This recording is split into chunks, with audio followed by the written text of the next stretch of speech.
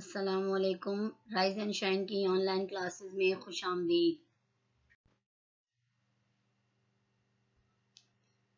Class 9th बेटा, मैं आपकी बायो की टीचर परवीन नज़ीर हूँ। आज हम अपने चैप्टर 10 रेस्पिरेशन का लेक्चर नंबर 2 स्टार्ट करेंगे। लर्निंग ऑब्जेक्टिव्स यानी हमने जो है वो हमारे पास लर्निंग ऑब्जेक्टिव्स क्या हैं।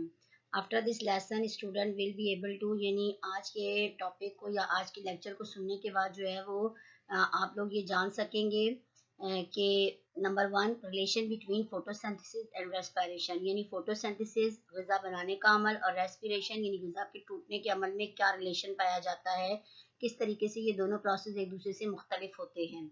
Number 2 difference between combustion and photosynthesis यानी कंबस्शन जलने का अमल और फोटोसिंथेसिस यानी फूड के बनाने का अमल जो है उनमें क्या क्या डिफरेंसेस पाए जाते हैं। यानी कंबस्शन जो है वो एक ऐसा अमल है जिसमें फूड की जो कार्बन कंपाउंड्स होते हैं उनकी ऑक्सीडेशन होती है, जबकि फोटोसिंथेसिस जो है एक ऐसा अमल है जो कि एनाबॉलिक प्रोसेस है जिसमें फूड बनती है।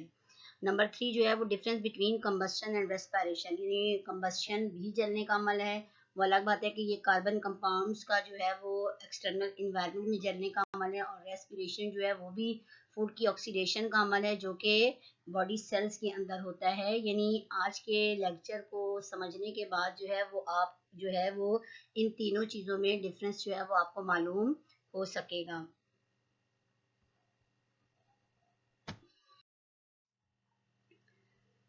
फोटोसिंथेसिस और रेस्पिरेशन में क्या क्या डिफरेंस पाए जाते हैं। देखें, अगर हम इक्वेशन के लिहाज से देखें, कार्बन डाइऑक्साइड और वाटर, सनलाइट और क्लोरोफिल की मौजूदगी में ग्लूकोज C6H12O6 बनाएं और ऑक्सीजन गैस जो है वो खारिज हो, तो ये हमारा प्रोसेस जो है वो क्या है, फोटोसिंथेसिस। इसी को अगर हम इन्वर्स लेके जाएं तो ग्लूकोज ऑक्सीजन की मौजूदगी में अगर टूटे, ठीक है, सेलुलर रेस्पिरेशन के अमल में, और कार्बन डाइऑक्साइड और यानी कार्बन डाइऑक्साइड और वाटर बने और साथ में ATP की शक्ल में जो है वो एनर्जी रिलीज हो, तो ये जो है हमारे पास रेस्पिरेशन या सेलुलर रेस्पिरेशन का अमल है। यानी फोटोसिंथेसिस फूड के बनाने का अमल है, ग्लूकोज के बनाने का अमल है, और रेस्पिरेशन जो है वो ग्लूकोज की ऑक्सीडेशन यानी ग्लूकोज के टूटने का अमल है। अगर हम फोटोसिंथेसिस और रेस्पिरेशन को देखें तो फोटोसिंथेसिस जो है वो प्लांट के कौन से हिस्सों में पाया जाता है, क्लोरोप्लास्ट में, क्योंकि क्लोरोप्लास्ट के अंदर ग्रीन क्लोरोफिल पाया जाता है, और क्लोरोफिल जो है वो सनलाइट को कैप्चर करके कार्बन डाइऑक्साइड और वाटर के जो है वो केमिकल रिएक्शन से जो है वो ग्लूकोज बनाता है C6H12O6। और रेस्पिरेशन जो है वो सेलुलर रेस्पिरेशन का अमल होता है, और सेल्स में जब तनफुस का अमल होता है तो माइटोकॉन्ड्रिया में जो है वो रेस्पिरेशन का अमल होता है। इसीलिए माइटोकॉन्ड्रिया को जो है वो power house of the cell कहते हैं, यानी फूड जो है वो एंजाइम्स की मौजूदगी में ऑक्सीडेशन के अमल से गुजरती है और इस तरह एनर्जी रिलीज होती है। फोटोसिंथेसिस जो है वो कब होता है, in the presence of sunlight. Photosynthesis का प्रोसेस जो है वो लाइट की मौजूदगी में होता है, रात को ये प्रोसेस नहीं होता। और रेस्पिरेशन एक ऐसा प्रोसेस है जो कि ऑल लिविंग थिंग्स में पाया जाता है, और ये जिंदगी के हर जो है वो पीरियड में ऑल द टाइम यानी हर वक्त मौजूद होता है, या हर वक्त ये अमल होता है। ये वो अमल है जो कि हमारी ज़िंदगी की जो है वो ज़िंदगी का जो है वो सबूत है कि रेस्पिरेशन जब तक है तो इंसान या कोई भी जानदार जिंदा है। अब इसमें इनपुट हम क्या लेते हैं, फोटोसिंथेसिस में जो इनपुट रिएक्टेंट के तौर पे इस्तेमाल होते हैं वो क्या होते हैं, कार्बन डाइऑक्साइड और वाटर। और रेस्पिरेशन में जो इनपुट होते हैं वो क्या होते हैं, ग्लूकोज, जो फूड बनती है वो ऑक्सीजन, ऑक्सीजन की मौजूदगी में वो ग्लूकोज जो है वो टूटता है, ऑक्सीडेशन के अमल से गुजरता है और एनर्जी रिलीज होती है। आउटपुट में हमें क्या मिलेगा, फोटोसिंथेसिस प्रोसेस में जब ग्लूकोज यानी कार्बन डाइऑक्साइड और वाटर इनपुट में इस्तेमाल होते हैं तो ग्लूकोज बनता है, और साथ में ऑक्सीजन गैस इवॉल्व होती है, ऑक्सीजन गैस खारिज होती है। और रेस्पिरेशन के अमल में जो है वो क्या है, कार्बन डाइऑक्साइड और वाटर मिलेंगे, यानी जब ग्लूकोज की ऑक्सीजन की मौजूदगी में ऑक्सीडेशन होती है तो कार्बन डाइऑक्साइड और पानी जो है वो हासिल होते हैं। एनर्जी जो है वो क्या है, फोटोसिंथेसिस प्रोसेस में लाइट एनर्जी इस्तेमाल होती है, यानी सनलाइट की जो है वो रोशनी की जो एनर्जी है वो क्लोरोफिल जो है वो एब्जॉर्ब करता है, और रेस्पिरेशन में जो है वो एनर्जी जो है वो केमिकल बॉन्ड की शक्ल में ATP मॉलिक्यूल की शक्ल में हासिल होती है। उसके अलावा जो है वो यानी एनर्जी जो है वो रिजल्ट क्या है, यानी फोटोसिंथेसिस में जो है वो जो क्लोरोप्लास्ट है वो एनर्जी को स्टोर करता है, और रेस्पिरेशन के अमल में जो है वो एनर्जी रिलीज होती है, यानी एनर्जी जो है वो का जैसे ग्लूकोज ऑक्सीजन की मौजूदगी में ऑक्सीडेशन के अमल से गुजरता है तो ऑक्सीजन जो एनर्जी है वो रिलीज होती है। यानी अगर देखा जाए तो फोटोसिंथेसिस का प्रोसेस एक एनाबॉलिक प्रोसेस है जिसमें ग्लूकोज बनता है, और रेस्पिरेशन एक कैटाबॉलिक प्रोसेस है जिसमें ग्लूकोज टूटता है। ठीक है। और जो रेस्पिरेशन का अमल होता है उसमें ऑक्सीजन जो है वो ग्लूकोज को तोड़ने में मदद देती है, यानी ये एक ऑक्सीडेशन प्रोसेस है। ठीक है। और फोटोसिंथेसिस के अमल में जो है वो ऑक्सीजन गैस जो है वो हासिल होती है, इस तरीके से ये एक रिडक्शन प्रोसेस है। ठीक है। और इसी तरह जो है अगर देखा जाए तो फोटोसिंथेसिस में जो है वो एनर्जी इस्तेमाल होती है ना, एंडोथर्मिक रिएक्शन है, और रेस्पिरेशन में जो है वो ग्लूकोज के टूटने से एनर्जी हमें हासिल होती है, रिलीज होती है। इस तरह ये जो है वो एक एक्सोथर्मिक रिएक्शन है। यानी फोटोसिंथेसिस और रेस्पिरेशन में ये डिफरेंस पाए जाते हैं, यानी फूड के बनाने का प्रोसेस फोटोसिंथेसिस होता है और फूड को तोड़ने का प्रोसेस जो है वो रेस्पिरेशन होता है। फूड बनाने में सनलाइट की एनर्जी इस्तेमाल होती है, और जब फूड टूटती है तो केमिकल बॉन्ड की शक्ल में एनर्जी रिलीज होती है। ठीक है। फोटोसिंथेसिस का प्रोसेस सिर्फ दिन के वक्त सूरज की रोशनी में होता है, और रेस्पिरेशन का प्रोसेस जो होता है वो हर वक्त यानी दिन रात हर वक्त हर सेल में होता रहता है, जो जिंदगी की बुनियादी अलामत समझा जाता है। यानी फोटोसिंथेसिस और रेस्पिरेशन को हम इक्वेशन के लिहाज से कैसे हम इसको डिफाइन कर सकते हैं। फोटोसिंथेसिस में कार्बन डाइऑक्साइड, वाटर, सनलाइट की एनर्जी की मौजूदगी में जो है वो रिएक्शन होगा, ग्लूकोज यानी शुगर बनेगा और साथ में ऑक्सीजन गैस पैदा होगी या इवॉल्व होगी। और रेस्पिरेशन में क्या होगा, ये जो ग्लूकोज बना शुगर ये ऑक्सीजन की मौजूदगी में ऑक्सीडेशन के अमल से गुजरेगा और कार्बन डाइऑक्साइड पैदा होगी, वाटर पैदा होगा, साथ में एटीपी की शक्ल में एनर्जी हासिल होगी। ठीक। यानी अगर हम देखें यहाँ पर तो जैसे ये एक प्लांट है, सही, इन फोटोसिंथेसिस और रेस्पिरेशन एक इनवर्स रिएक्शन होते हैं। जो चीज फोटोसिंथेसिस के प्रोसेस में हमें एज अ प्रोडक्ट हासिल होती है, रेस्पिरेशन में वो एज अ रिएक्टेंट जो है वो इस्तेमाल होती है। जो फोटोसिंथेसिस के रिएक्टेंट्स होते हैं वो रेस्पिरेशन के प्रोडक्ट्स होते हैं। ठीक। यानी जैसे ये प्लांट है, अब प्लांट जो है वो क्या उसने फोटोसिंथेसिस के प्रोसेस से अपनी फूड खुद बनाई। ठीक है। अब वो क्या है, यानी जैसे यहाँ पर एक मैन को बताया गया है, इंसान जो है वो इंस्पायरेशन के अमल में क्या करेगा, ऑक्सीजन गैस एब्जॉर्ब करेगा। ठीक है। और ये ऑक्सीजन गैस कहाँ से हासिल होगी, ये ऑक्सीजन गैस जो है जैसे ही लीव्स के अंदर फोटोसिंथेसिस का प्रोसेस होगा और ग्लूकोज बनेगा तो ऑक्सीजन गैस इवॉल्व होगी। वो ऑक्सीजन गैस जो है वो इंसान अपने रेस्पिरेशन के अमल में इंस्पायरेशन में एब्जॉर्ब कर लेगा, और कार्बन डाइऑक्साइड जो है वो एक्सपायरेशन के अमल में जो है वो लंग्स से बाहर निकलेगी, और जैसे ही वो एक्सपायरेशन के अमल से बाहर निकलेगी तो उससे प्लांट जो है वो उस कार्बन डाइऑक्साइड को फोटोसिंथेसिस प्रोसेस में इस्तेमाल कर लेगा। इस तरह ये दोनों प्रोसेस एक दूसरे के इनवर्स रिएक्शन होते हैं। अब जो हमारे पास सेकंड है वो क्या है, कंबस्शन एंड फोटोसिंथेसिस, यानी जलने का अमल और फूड के बनाने का अमल कैसे ये आपस में मुख्तलिफ होते हैं, इनको हमने देखना है। यहाँ पर फोटोसिंथेसिस की अगर हम इक्वेशन देखते हैं तो कार्बन डाइऑक्साइड और वाटर सनलाइट की मौजूदगी में ग्लूकोज बनाते हैं और ऑक्सीजन गैस इवॉल्व होती है। ठीक है। और अगर हम कंबस्शन में देखते हैं तो ग्लूकोज का मॉलिक्यूल जो है वो ऑक्सीजन की मौजूदगी में टूटता है। ठीक है। और इसके ऑक्सीडेशन के नतीजे में जो है वो कार्बन डाइऑक्साइड, वाटर और हीट हासिल होती है। यानी अगर हम देखें तो जैसे कार्बन कंपाउंड में जो है वो कोल और वुड भी आते हैं, और इस तरीके से जब अगर अगर हम कोल और वुड जो है उसको ऑक्सीजन की मौजूदगी में जलाया जाता है तो क्या होता है, साथ में कार्बन डाइऑक्साइड पैदा होती है, वाटर वेपर्स पैदा होते हैं और हीट एनर्जी हासिल होती है। यानी कंबशन प्रोसेस में किसी भी कार्बन कंपाउंड के ऑक्सीडेशन के अमल से गुजरने के बाद एक पूरी हीट जो है वो एकदम हासिल हो जाती है, जबकि जो फोटोसिंथेसिस है उसमें जो है वो क्या होता है कि फोटोसिंथेसिस के प्रोसेस में ग्लूकोज बनता है, और इस ग्लूकोज के बनने में जो है वो सनलाइट से जो है वो एनर्जी जो है उसको मरहलावार हासिल होती रहती है। ठीक है। यानी ये दोनों एक दूसरे के जो है ना, जैसे इसमें जो है वो एनर्जी हासिल होती है और इसमें इस प्रोसेस में एनर्जी जो है वो यूज होती है। इस प्रोसेस में कार्बन डाइऑक्साइड और वाटर जो है एज अ रिएक्टेंट इस्तेमाल होते हैं, और कंबशन में कार्बन डाइऑक्साइड और वाटर जो है वो एज अ प्रोडक्ट हमें हासिल होते हैं। फोटोसिंथेसिस में एज अ प्रोडक्ट ग्लूकोज और ऑक्सीजन हमें हासिल होते हैं, और कंबशन में वही वो जो ग्लूकोज होता है वो ऑक्सीजन की मौजूदगी में टूटता है, यानी ये भी एक दूसरे के इन्वर्स रिएक्शंस होते हैं। यानी फोटोसिंथेसिस प्रोसेस में जैसे ये ट्री है, ये फोटोसिंथेसिस के प्रोसेस से अपनी फूड बनाता है, ठीक है। उस फूड के बनाने के लिए उसको कार्बन डाइऑक्साइड चाहिए होती है, और वो कार्बन डाइऑक्साइड जो है वो उसको इस तरह लाइट से हासिल हो रही है, कंबस्शन से हासिल हो रही है, ठीक है। सनलाइट है या कोई भी जैसे कोई भी चीज़ जो है उसके जलने से, उसकी बर्निंग से भी हीट की शक्ल में वो उसे रोशनी हासिल हो रही है, ठीक है। इसके अलावा जो है अगर यहाँ देखा जाए तो फोटोसिंथेसिस के प्रोसेस में जो प्लांट जो है वो जैसे ग्लूकोज बना लेता है तो ऑक्सीजन गैस को इवॉल्व करता है, वो ऑक्सीजन गैस को पैदा करता है। वही ऑक्सीजन गैस जो है वो कंबस्शन में भी इस्तेमाल होती है, क्योंकि चीज़ों को जलने में भी ऑक्सीजन की ज़रूरत होती है। और वही ऑक्सीजन गैस जो है वो एक इंसान को भी अपने अमले तनफुस में यानी रेस्पिरेशन प्रोसेस में जो है वो हासिल होती है, या रेस्पिरेशन प्रोसेस में वो उसे चाहिए होती है।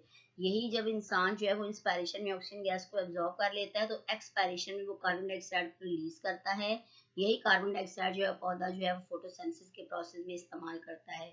ये फोटोसिंथेसिस का प्रोसेस दिन में लाइट की मौजूदगी में होता है, इसीलिए हमारे जो प्लांट्स होते हैं वो हमारी इन्वायरमेंट को जो है वो प्लीजेंट बनाते हैं, खुशगवार बनाते हैं, क्योंकि दिन के वक्त वो जो कार्बन डाइऑक्साइड हम एक्सपायरेशन में वेस्ट प्रोडक्ट की शक्ल में बाहर एक्सपायरेशन के अमल से अपने जिस्म से बाहर निकालते हैं, वही कार्बन डाइऑक्साइड ये प्लांट जो है वो फोटोसिंथेसिस प्रोसेस में इस्तेमाल कर लेते हैं और हमें एज अ प्रोडक्ट जो है वो ऑक्सीजन गैस देते हैं, और वो ऑक्सीजन गैस हमें सांस लेने में चाहिए होती है। वही ऑक्सीजन गैस कार्बन के और कंपाउंड्स को कंबस्शन में चाहिए होती है। इस तरह हमारी इन्वायरमेंट जो है वो साफ हो जाती है।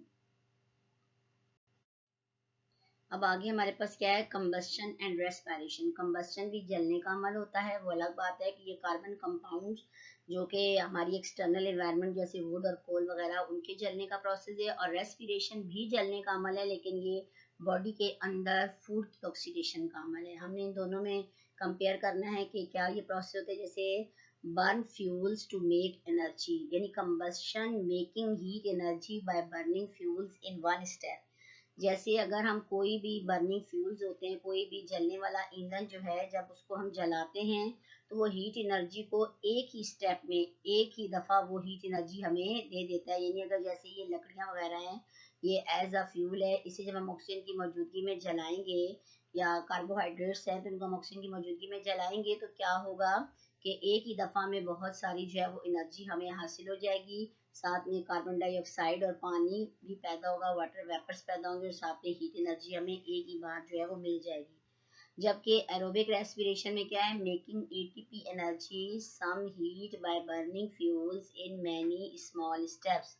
जबकि जब हम एरोबिक रेस्पिरेशन में यानी एरोबिकली हम सांस लेते हैं, एरोबिक रेस्पिरेशन का अमल हमारे अंदर होता है, ऑक्सीजन की मौजूदगी में हम सांस लेते हैं, तो वो ऑक्सीजन जब हमारे बॉडी में जाती है तो वो ऑक्सीजन हमारी फूड के साथ जो है वो उसको कंबाइन करके कार्बोहाइड्रेट को जो है वो ऑक्सीडाइज करती है, और मरहलावार जो है वो एटीपी एनर्जी हमें देती रहती है, जिसकी वजह से हमारी बॉडी की रिक्वायरमेंट्स पूरी होती रहती हैं।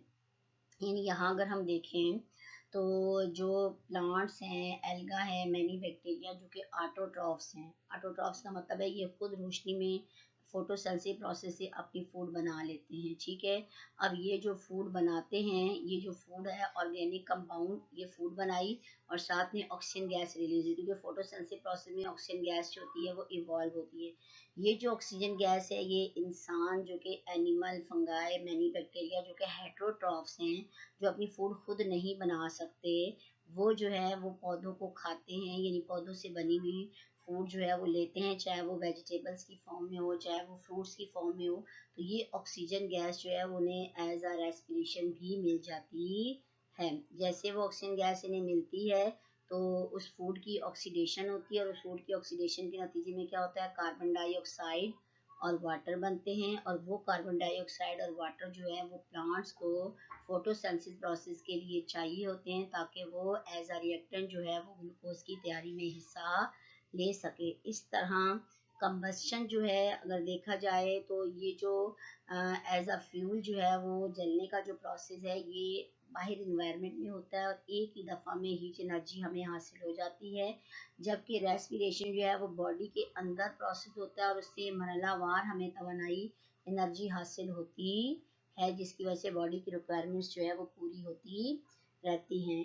और इसके अलावा जो है वो जो कंबस्शन प्रोसेस है वो भी ऑक्सीजन की मौजूदगी में होता है, उससे भी जो है वो फूड की ऑक्सीडेशन, ये कार्बन कंपाउंड की ऑक्सीडेशन होती है, जबकि ये एक्सटर्नल एनवायरनमेंट में होती है। और रेस्पिरेशन जो है वो इंटरनल एनवायरनमेंट में होने वाला प्रोसेस है, जिसमें एटीपी की शक्ल में जो है वो स्टेप बाय स्टेप जो है वो एनर्जी रिलीज होती है।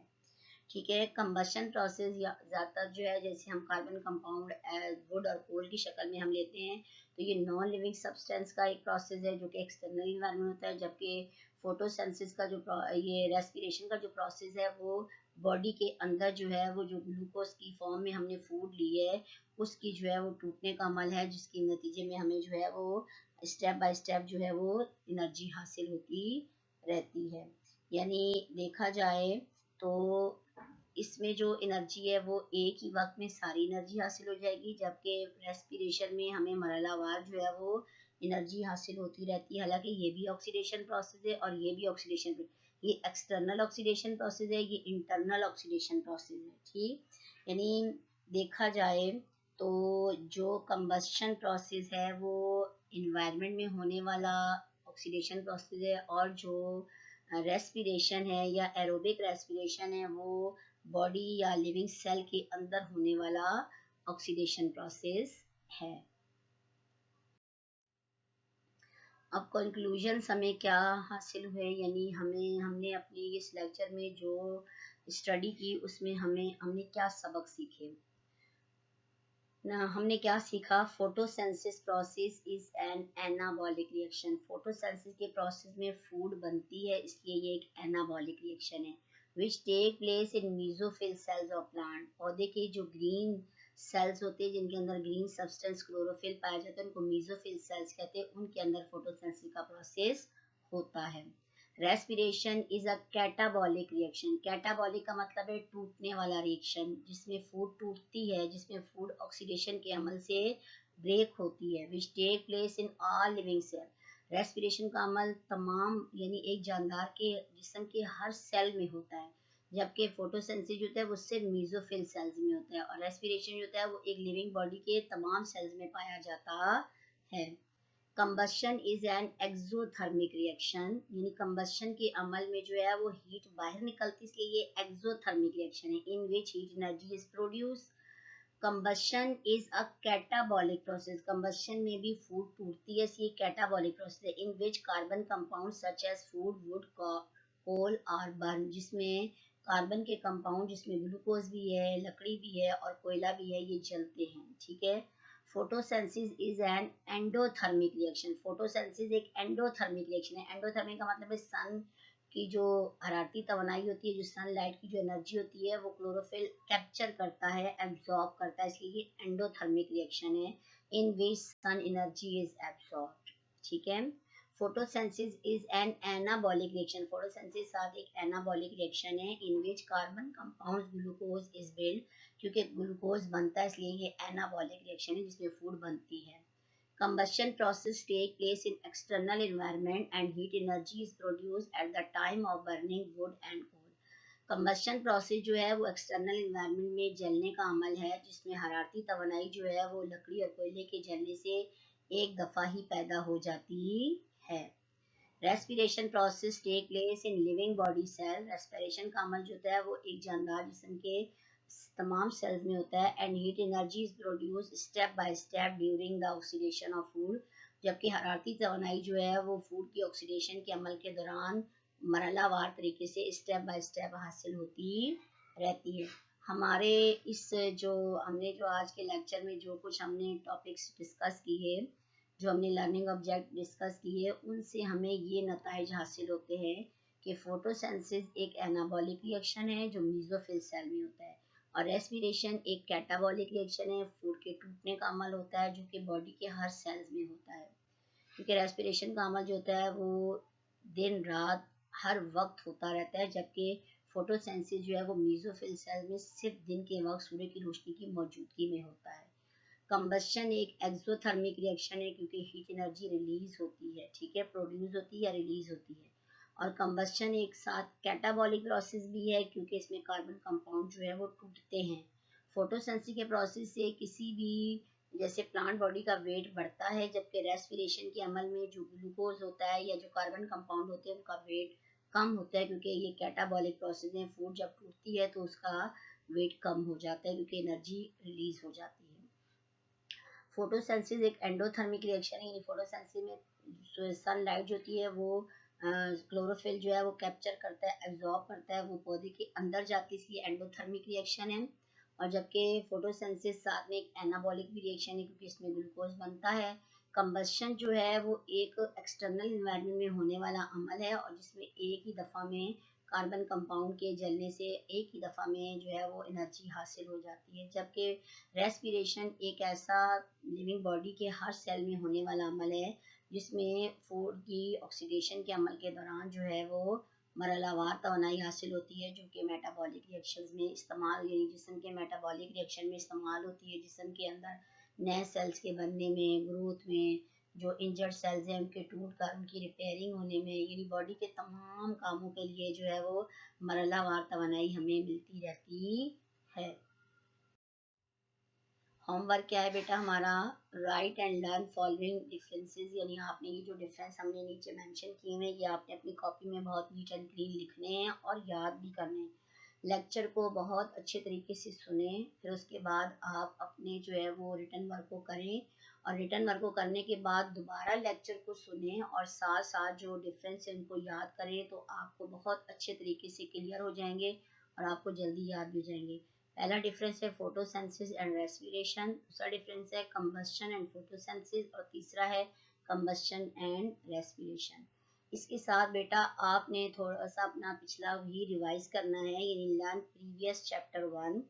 जो हमारा प्रीवियस चैप्टर 1 है, यानी चैप्टर नंबर 1 हमारी बायो की बुक का है, उसका आपने क्वेश्चन याद करना है, बायोलॉजी एंड इट्स ब्रांचेस, यानी बायोलॉजी की डेफिनेशन याद करनी है, उसकी मेन ब्रांचेस बॉटनी, जूलॉजी और माइक्रोबायोलॉजी याद करनी है, फिर जो उसकी फर्दर डिवीजन है मॉर्फोलॉजी, एनाटॉमी, हिस्टोलॉजी, साइटोलॉजी, ये सारी जो है जेनेटिक्स की तमाम जो ब्रांचेस हैं ये आपने याद करनी है। यानी इस अगले 4 वीक में आपने ये जो प्रीवियस क्वेश्चन है पूरा बायोलॉजी, इसकी मेन ब्रांचेस और उसकी फर्दर डिवीजन, इस पूरे क्वेश्चन को आपने इस पूरे वीक में बहुत अच्छे तरीके से याद करना है, ताकि आपके बोर्ड की तैयारी में आपका प्रीवियस भी रिपीट होता रहे। हमारा जो आज का लेक्चर है बेटा वो यहाँ ख़त्म होता है। Thank you so much.